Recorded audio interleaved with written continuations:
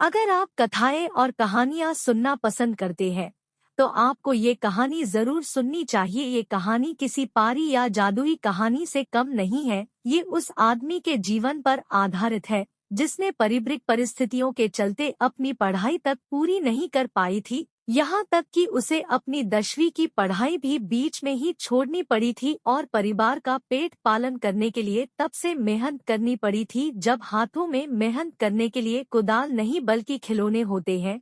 उस व्यक्ति ने फल और नाश्ते की रेहड़ी से लेकर पेट्रोल पंप पर तेल भरने तक काम किया था। हम आज ऐसे महान शख्स के बारे में बता रहे हैं जो पैदा तो जरूर एक साधारण परिवार में हुआ था, लेकिन जब उसने इस दुनिया को अलविदा कहा था तो उसे देश और दुनिया जानने लगी थी। उसके द्वारा स्थापित की गई कंपनी की वैल्यू 62,000 करोड़ से भी ज्यादा थी। बिजनेस की दुनिया का सबसे सफल चेहरा बनकर सामने आने वाले धीरू भाई अंबानी, जिन्होंने हर एक गरीब इंसान को सीखने की कोशिश की, जोखिम उठाना सफलता पाने का मूल मंत्र है।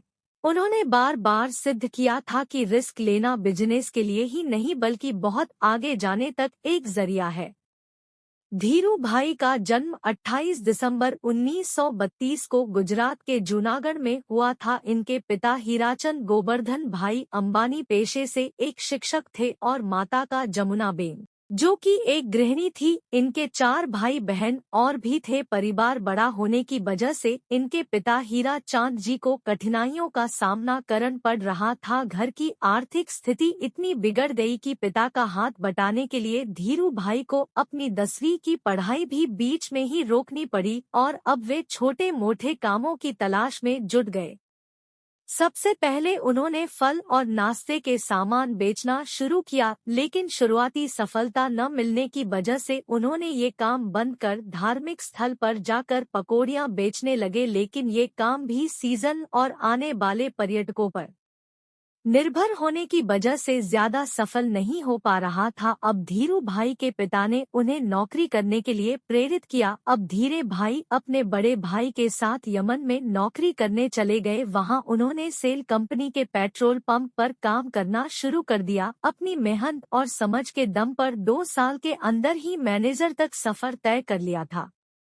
नौकरी के दौरान उनका मन नौकरी करने में कम बल्कि एक सफल बिजनेसमैन बनने में ज्यादा लगा रहता था। उनके इस जुनून का अंदाजा आप उस घटना से लगा सकते हैं जब ने शेल के पेट्रोल पंप और जॉब कर रहे थे तो वहां चाय 25 पैसे में मिल जाती थी। फिर भी अंबानी वहां चाय न पीकर पास में स्थित बड़े होटल में जाते थे। वहां चाय के लिए उन्हें 4 गुना अधिक पैसा चुकाना पड़ता था। जब एक दिन उनके सहयोगी ने उन्हें इसके बारे में पूछा तो उन्होंने बताया, वहां बड़े बड़े सफल व्यापारी चाय पीने आते हैं, मैं इसलिए वहां अधिक खर्चा करता हूं ताकि उनके सफल बिजनेस आइडिया सुन सकूं। उन्होंने अपना पहला सफल बिजनेस यमन में ही शुरू किया। दरअसल उन दिनों यमन में चंडी के सिक्कों का चलन था। धीरू भाई ने ये भाप लिया था कि इन सिक्कों में इस्तेमाल चांदी का मूल्य इस सिक्कों से कहीं ज्यादा है। उन्होंने इस अवसर का फायदा उठाते हुए यमन के सिक्के जमा करना शुरू कर दिए और उन्हें गलाकर लंदन के एक कंपनी को चांदी की आपूर्ति करने लगे।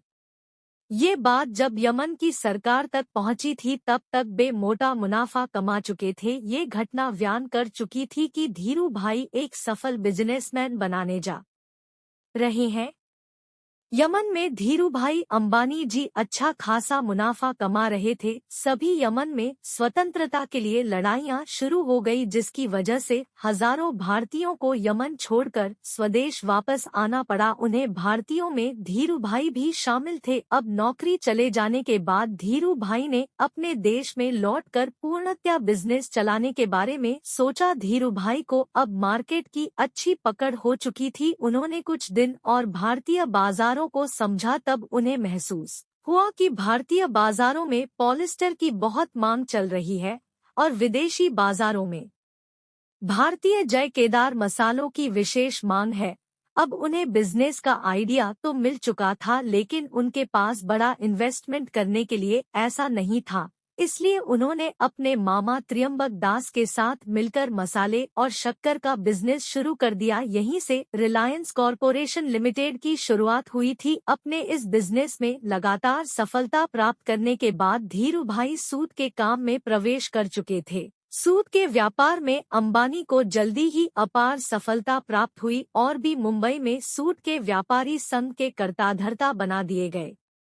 लेकिन सूत्र के काम में बहुत ज्यादा जोखिम होने की वजह से इनके मामा ने इनका साथ छोड़ दिया। मामा का साथ छूट जाने के बाद भी रिलायंस के बिजनेस में कोई खास फर्क नहीं आया और उसके बाद 1966 में पहली बार रिलायंस टेक्सटाइल अस्तित्व में आया। इसी साल अहमदाबाद के नरोरा में अपनी टेक्सटाइल मिल की स्थापना की। इसके बाद से विमल ब्रांड की इस तरीके से डिजाइनिंग की गई कि यह हर घर में पसंद किए जाने लगा। विमल भारतीय बाजारों में एक बड़ा भारतीय ब्रांड बन चुका था।